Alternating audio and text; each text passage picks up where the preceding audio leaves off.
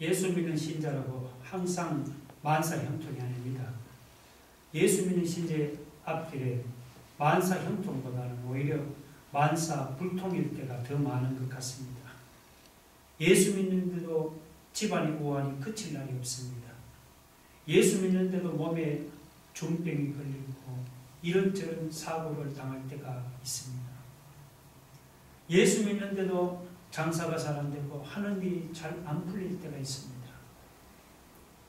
지금 유다 백성이 그랬습니다.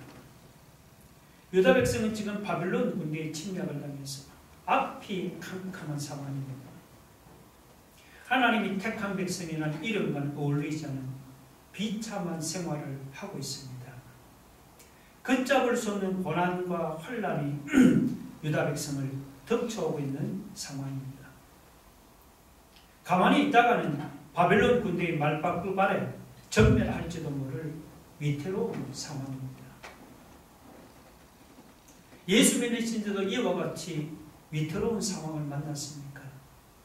그러면 당연히 하나님께 나가 기도해야 합니다. 유다 백성도 위기 앞에서 하나님을 찾아가서 기도했습니다. 이사야 선지자인지 아니면 유다 백성의 대표자인지 확실히 알 수는 없지만 어쨌든 위기 상황에서 하나님께 나가서 도움을 요청하는 기도를 드리는 것이 오늘 이 본문입니다. 그럼 유다 백성의 기도를 들으시는 하나님은 어떤 분이십니까? 1절을 보면 원하건대 주는 하늘을 가르고 강림하시고 그랬습니다. 하나님은 위기 가운데서 하늘을 가르고 강림하시는 분입니다. 하나님이 위기 가운데서 하늘을 가르고 강림하시면 어떤 일이 일어납니까? 하나님이 강림하시면 우리가 생각하지도 못하는 놀라운 일이 일어납니다. 1절 2절 다시 보세요. 원하건대 주는 하늘을 가르고 강림하시고 주 앞에서 산들이 진동하기를 불이 섭을 사르며 불이 물을 끓임 같게 하사 주의 원수들이 주의 이름을 알게 하시며 이방 나라들로 주 앞에서 떨게 하옵소서. 하나님이 위기 가운데 강림하시면 불이 섭을 사르고 불이 물을 끓이듯이 산들이 하나님 앞에서 진동할 것입니다. 3절에도 비슷한 말씀이 나오죠. 주께서 강림하사 우리가 생각하지 못한 두려운 일을 행하시던 그때 산들이 주 앞에서 진동하였사오니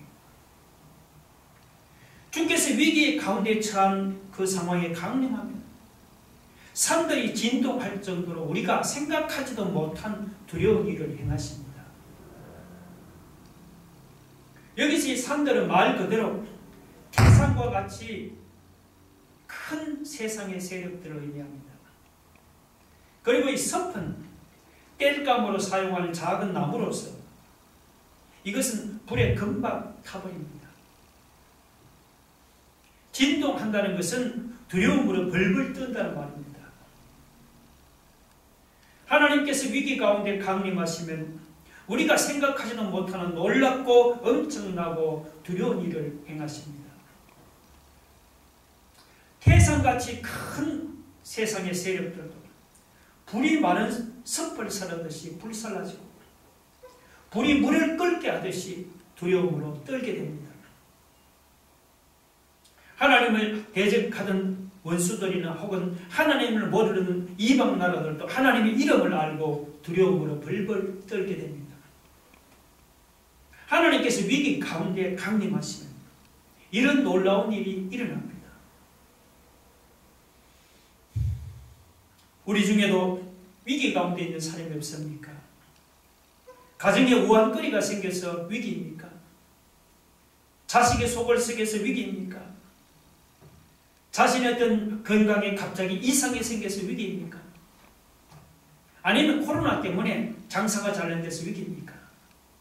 가게세도 내고 대출금 이자도 내고 카드도 돌려막아야 하는데 매상은 반토막이 나서 걱정이 됩니까? 위기 가운데 걱정이 되면 가만히 앉아있지만 말고 일어나서 하나님 앞에 나가서 기도해야 합니다. 여러분, 하나님은 어떤 분입니까? 하나님은 우리가 당한 위기를 나 몰라라 하는 분이 아닙니다. 하나님은 우리가 처한 그 위기 한가운데 강림하시는 분입니다. 하나님은 우리가 처한 그 위기 한가운데 강림하셔서 우리가 당한 위기를 해결해 주시는 분입니다. 가정에 우한거리나 속썩이는 자식을 보세요. 의사는 못 고친다는 병을 도대체 내가 무슨 수로 고치겠습니까? 수입은 한 푼도 없는데 밀린 가게에서는 카드 대금을 무슨 수로 갚겠습니까? 우리가 볼 때는 우리가 당한 위기가 정말 계산같이 크게 보입니다. 그런데 하나님께서 우리가 당한 위기 가운데 강림하시면 상황이 달라집니다. 하나님께서 위기 가운데 강림하시면 가정의 우환거리나 자식 문제가 해결됩니다. 의사도 못 고친다는 불치병도 고침을 받습니다. 가게세도 못 내고 대출금 이자도 못 내던 가게가 다시 일어납니다. 하나님께서 우리가 당한 위기 가운데 강림하시면 정말 우리가 생각하지도 못한 놀라운 일이 일어납니다. 여러분, 그 사실을 믿습니까? 그러면 위기 가운데 낙심하지 말고 일어나서 하나님 앞으로 나가 기도해야 합니다. 기도하면 하나님이 지체하지 않고 위기 가운데 강림하십니다. 얼마나 다급한지 하나님이 하늘을 가르고 급히 강림하십니다. 하나님께서 위기 가운데 강림하시면 우리가 당하는 모든 위기 상황이 말끔하게 해결될 줄로 믿으시기 바랍니다.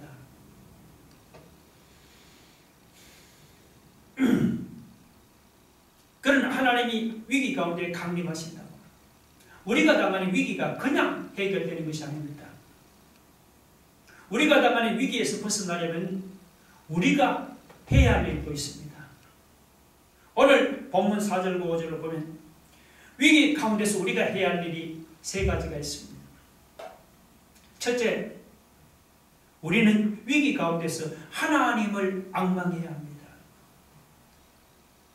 4절 보면 주 외에는 자기를 앙망하는 자를 위하여 이런 일을 행하시를 옛부터 들은 자도 없고 귀로 들은 자도 없고 눈으로 본 자도 없었나이다.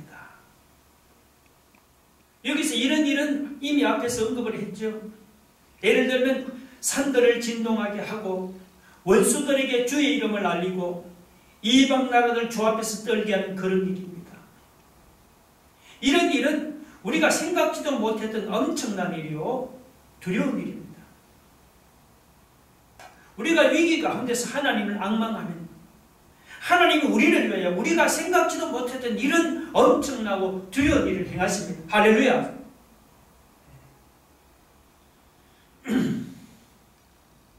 여기서 앙망한다는 말은 기다린다는 뜻입니다. 뭐 기다리다 감나무 밑에서 감이 떨어지듯이 아무것도 안 하고 그냥 기다린다는 뜻이 아닙니다. 위기 앞에서도 낙심하지 않고 하나님이 도와주시는 때를 믿음으로 잠잠히 참아 기다린다는 말입니다. 우리가 지금까지 신앙생활을 하면서 왜 하나님의 능력을 경험하지 못했습니까?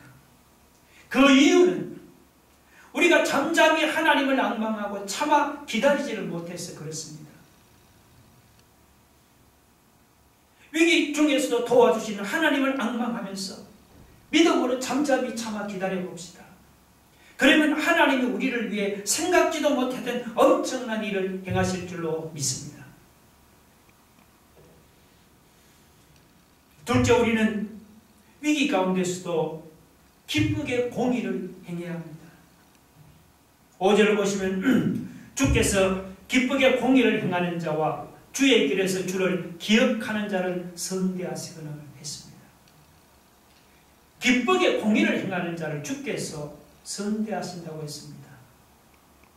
그러면 공의를 행하는 사람이 어떤 사람입니까? 사람이 보기에 어렵게 행하면 공의를 행하는 사람입니까? 아닙니다. 공의를 행하는 사람이 어떤 사람인지 알려면 먼저 공의가 무엇인지 알아야 합니다. 이 공이란 것은 사람이 보기에 의로운 것이 아닙니다. 공이란 하나님의 의로운 통치를 말합니다. 그러므로 공의를 행하는 사람은 사람이 보기에 의를 행하는 사람이 아니고 하나님의 의로운 통치에 순종하는 사람입니다. 사람이 평소에는 하나님의 통치에 잘 순종하다가도 위기를 만나면 하나님의 통치보다 자기 생각을 더 믿으려고 합니다. 자기 생각으로 위기에서 벗어나려고 합니다. 그런다고 위기에서 벗어날 수 있는 것이 아닙니다. 오히려 더 심한 위기에 빠집니다. 사람이 위기에서 벗어나려면 내 생각을 내려놓고 하나님의 의로운 통치에 순종해야 합니다. 위기를 만날수록 내 생각을 내려놓고 기쁘게 공의를 행하면서 하나님의 의로운 통치에 순종하는 사람을 주께서 선대하십니다. 그리고 주께서 선대하는 사람은 어떤 위기를 당할지라도 주님의 선하신 도우심으로 위기에서 끝들이 벗어나게 될 줄로 믿으시기 바랍니다. 셋째, 우리는 위기 가운데서도 항상 주님을 기억해야 합니다. 5절에 보면 주께서 주의 길에서 주를 기억하는 자를 선대하시거니라고 했습니다. 주께서 주의 길에서 주님을 기억하는 자를 주께서 선대하신다고 그렇게 말씀합니다. 그러면 주님을 기억하는 사람이 어떤 사람입니까? 말로만 주님을 기억한다고 주님을 기억하는 것입니까? 아닙니다. 평소에 자신의 생활과 자신의 삶 속에서 정말 주님을 주님으로 인정하고 행하는 사람이라야 진정으로 주님을 기억하는 사람이라고 할 수가 있습니다. 우리는 주님을 기억하되 특별히 창조자로 기억하고 구원자로 기억하고 심판자로 기억해야 합니다. 주님은 우리를 지으신 창조자예요. 주님은 우리를 구원하는 구원자예요. 주님은 우리를 심판하는 심판자십니다. 평소에만 주님을 그렇게 기억할 것이 아닙니다. 위기 가운데서도 우리는 주님을 창조자로 기억하고 구원자로 기억하고 심판자로 기억해야 합니다. 주님을 창조자로 기억하는 사람은 창조자 되시는 주님이 위기 가운데서 그를 건져주십니다. 주님을 구원자로 기억하는 사람은 구원자 되시는 주님, 위기 가운데서 그를 구원해 주십니다. 주님을 심판자로 기억하는 사람, 심판자 되시는 주님, 심판의 위기 가운데서도 그를 벗어나게 해주실 줄로 믿습니다.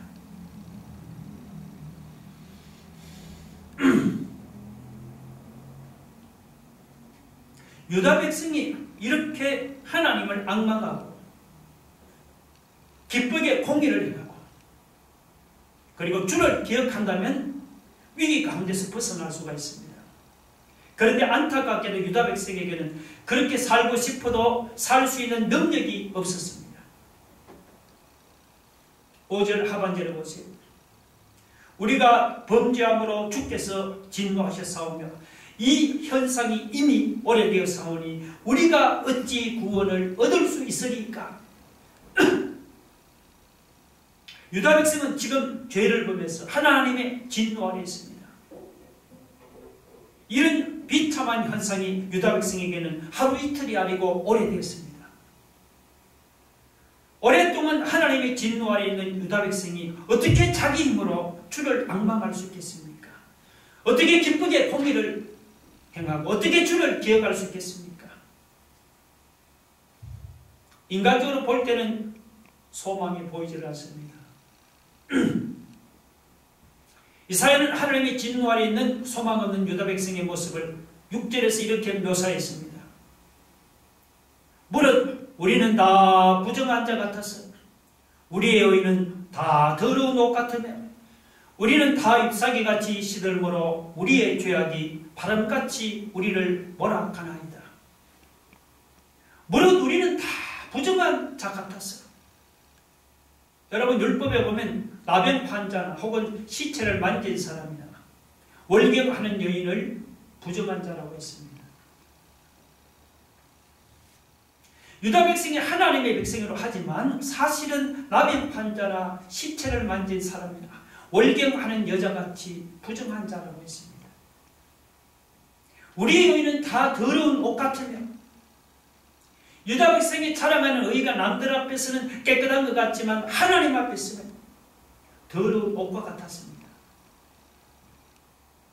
우리는 다 잎사귀같이 시들므로 우리의 죄악이 바람같이 우리를 몰아가나이다.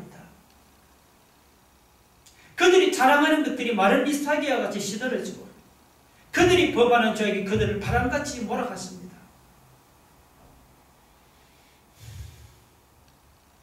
그들은 스스로 하나님을 잘 믿는다고 생각했는데 사실은 하나님을 잘 믿는 것이 아니었습니다.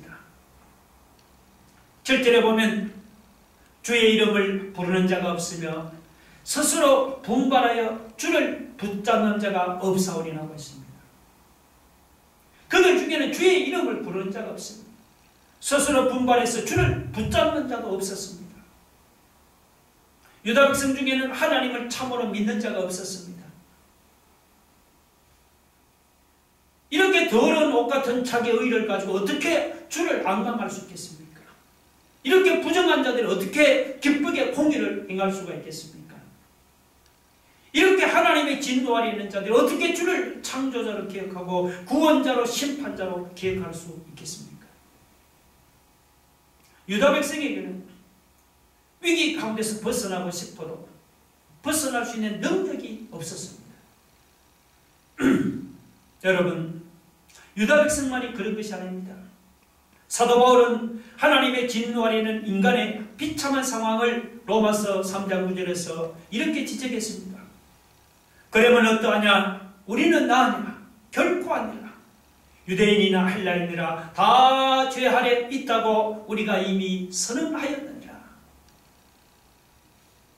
여기서 유대인은 세계 최고의 종교를 자랑하는 민족입니다.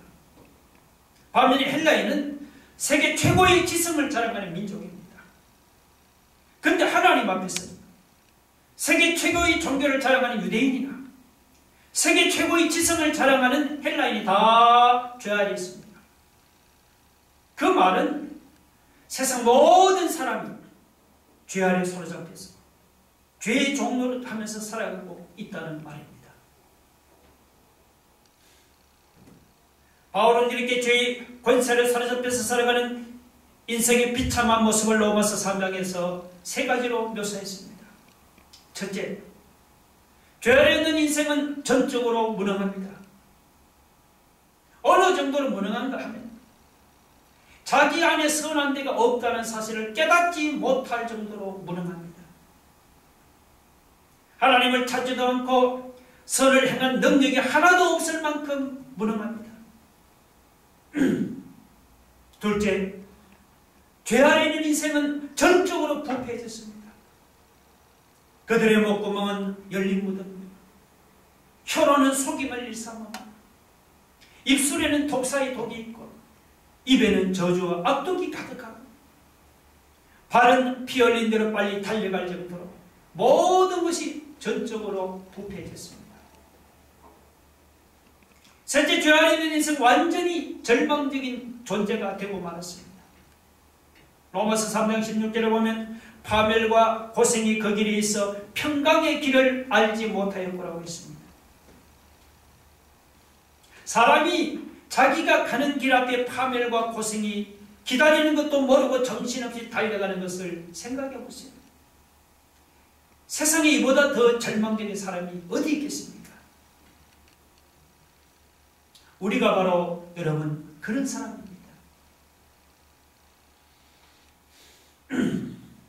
이렇게 죄의 권세 아래 붙잡힌 인생이 어떻게 자기 힘으로 주를 앙망할 수가 있겠습니까? 이렇게 전적으로 무능한 인생이 어떻게 자기 힘으로 기쁘게 공의를 행할 수가 있겠습니까? 이렇게 전적으로 부패한 인생이 어떻게 주를 창조자와 구원자로 심판자로 기억할 수가 있겠습니까? 이렇게 완전히 절망적인 존재가 되어버린 인생이 어떻게 자기 힘으로 구원을 얻고 자기 힘으로 위기 가운데서 벗어날 수가 있겠습니까? 100% 불가능한 일입니다. 그러면 유다 백성이 전적으로 무능해서 자기 능력으로 위기에서 벗어날 수 없다면 어떻게 해야겠습니까? 그냥 바벨론에서 아무런 소망도 없이 포로로 살아가야 합니까? 유다 백성이 무능하다고 그렇게 살 수는 없죠. 이사야는 바벨론에서 소망 없이 포로 생활을 하는 유다 백성에게 위기에서 벗어날 수 있는 비결을 알려주었습니다. 그 비결은 하나님과 유다 백성의 관계를 바로 정립하는 것입니다. 하나님과 유다 백성이 어떤 관계입니까? 8절을 여러분 보세요. 그러나 여호와여 이제 주는 우리 아버지시니이다. 우리는 진흙이요 주는 토기장이시니 우리는 다 주의 손으로 지으신 것입니다. 주는 우리 아버지시니이다. 이사야 앞에서도 주는 우리 아버지라고 했습니다. 63장 16절 보면 주는 우리 아버지시라. 아브라함은 우리를 모르고 이스라엘은 우리를 인정하지 않을지라도 주는 우리의 아버지시라. 아브라함은 우리를 모르고 이스라엘은 우리를 인정하지 않을지라도 하나님은 우리를 긍휼히 여기시는 자비로운 우리의 아버지십니다. 여러분, 자비로우신 아버지께서 우리를 위기에서 구해주지 않겠습니까? 반드시 구해주실 것입니다. 그런데 이사야 선지자는 자비로우신 아버지도 부족해서 8절에서 한 가지 관계를 덧붙였습니다. 그것은 우리는 진흙이요 주는 토기장이라는 관계입니다. 우리는 진흙이요 주는 토기장이십니다. 하나님은 토기장이고 우리는 하나님이 사용하는 진흙이기 때문에 하나님께서 언제든지 우리를 다시 빚어서 아름다운 그릇으로 만들 수가 있습니다. 여러분, 한 번 깨진 토기는 다시 사용할 수가 없습니다. 아무리 값비싼 토기라도 깨진 것은 개밥그릇으로도 사용할 수가 없습니다. 그러나 토기장이에게는 깨진 토기가 전혀 문제가 안 됩니다. 토기장에는 깨진 토기를 다시 새 것으로 만들 수가 있습니다. 깨진 토기 조각을 주워서 불로 녹여서 반죽을 하면 다시 멋있는 새 토기로 만들어질 수가 있습니다. 그런데 여러분, 이 깨진 토기가 새 토기로 회복되려면 조건이 하나 있습니다. 그것은 토기장의 손에 자기를 맡겨야 한다는 것입니다. 깨진 토기가 자기를 토기장이에게 맡기지는 않습니까? 그러면 토기장이가 깨진 토기를 새 토기로 만들지를 못합니다. 자기를 토기장의 손에 맡겨야만 토기장이가 그것을 불러 녹이고 반죽해서 새 토기로 만들 수가 있습니다. 인생도 우리가 볼 때는 천차만별입니다. 국회의원이나 혹은 판사나 검사같이 대단한 사람이 있는가 하면은 하루하루 벌어먹고 사는 보잘것없는 사람도 있습니다. 그러나 국회의원, 판사, 검사가 우리가 볼 때는 대단하지만 하나님 앞에서는 진흙덩어리에 불과합니다. 잠깐 그냥 코만 막아도 숨이 끊어지는 연약한 인생입니다. 여러분, 진흙덩어리가 아니고 무엇입니까? 권세나 지위나 돈이나 명예가 아무것도 아닙니다. 작은 사고만 생겨도 사람이 한평생 살면서 살아놓은 권세나 지위나 돈이나 명예가 한순간에 사라지고 무너지고 맙니다. 여러분, 주변에 그런 사람을 종종 보지를 않습니까? 그걸 보면 진흙덩어리같이 연약한 인생이라는 것을 정말 실감하지는 않습니까? 진흙덩어리가 잘났으면 얼마나 잘났겠습니까? 우리는 진흙이요 주는 토기장이니 우리는 다 주의 손으로 지으신 것입니다. 여러분 정말 이 말씀을 인정합니까? 그러면 토기장이 되신 하나님께 믿음으로 내 인생을 온전히 맡겨야 합니다. 내가 내 인생을 움켜쥐고 있어 본들 뭘 하겠습니까? 진흙덩어리와 같이 무능하고 연약한 내가 할 수 있는 일이라고는 아무것도 없습니다. 여러분 10절 한번 보세요. 주의 거룩한 성읍들이 광야가 되었으며 시온이 광야가 되었으며 예루살렘이 황폐하였나이다. 11절 보면 우리 조상들이 주를 찬송하던 우리의 거룩하고 아름다운 성전이 불에 탔으며 우리가 즐거워하던 것이 다 황폐하였나이다. 이사야가 볼 때는 주의 거룩한 성읍들과 성전이 바빌론의 침략으로 불에 탔고 황폐해졌습니다. 그런데 이 불에 타고 황폐해진 성전도 하나님의 손에서 아름다운 성전으로 회복되었습니다. 신약의 교회가 바로 하나님의 손에서 아름답게 회복된 성전입니다. 자, 불에 타고 황폐해진 예루살렘 성전이 하나님의 손에 붙들리자 이렇게 아름다운 신약교회로 다시 회복되었습니다. 여러분, 내 인생도 불에 타고 황폐해진 예루살렘 성전같이 황폐해졌습니까? 그렇다고 낙심하지 맙시다. 하나님은 우리의 토기장이고 우리는 하나님이 사용하는 진흙덩어리입니다. 황폐한 내 인생도 믿음으로 하나님께 맡기면 토기장이가 진흙으로 아름다운 토기를 만들듯이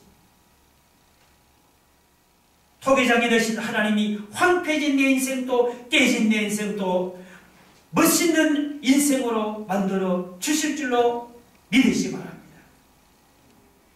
다 같이 여러분 눈을 감고 가슴에 두 손을 모아보시고 하나님은 위기 가운데 강림하시면 우리가 당하는 모든 위기 상황이 말끔하게 해결됩니다. 하나님이 우리 위기 가운데 강림하시면 우리가 생각지도 못한 놀라운 일이 일어납니다. 그렇다고 우리는 아무 일도 안 하고 가만히 있어야 합니까? 그렇지 않습니다. 위기 가운데서 우리는 주를 앙망하고 기쁘게 공의를 행하고 주님을 기억해야 합니다. 그런데 죄 안에 있는 무능한 인생이 자기 힘으로는 주를 앙망할 수도 없고 기쁘게 공의를 행할 수도 없고 주를 기억할 수도 없습니다.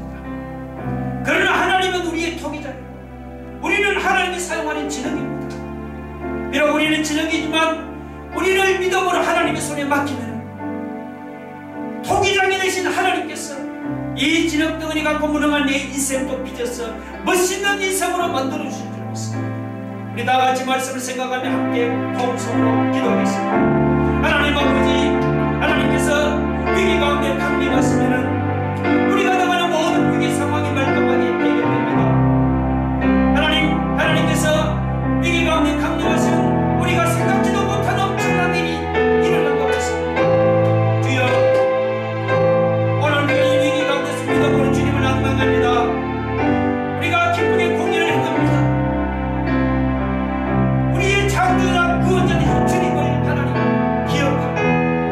아버지 하나님, 그러나 죄인은 연약하고 무능한 인생이 아버지 하나님 자기 힘으로 주님을 앙망할 수도 없고 자기 힘으로 기쁘게 공의를 행할 수도 없고 주를 기억할 수도 없습니다.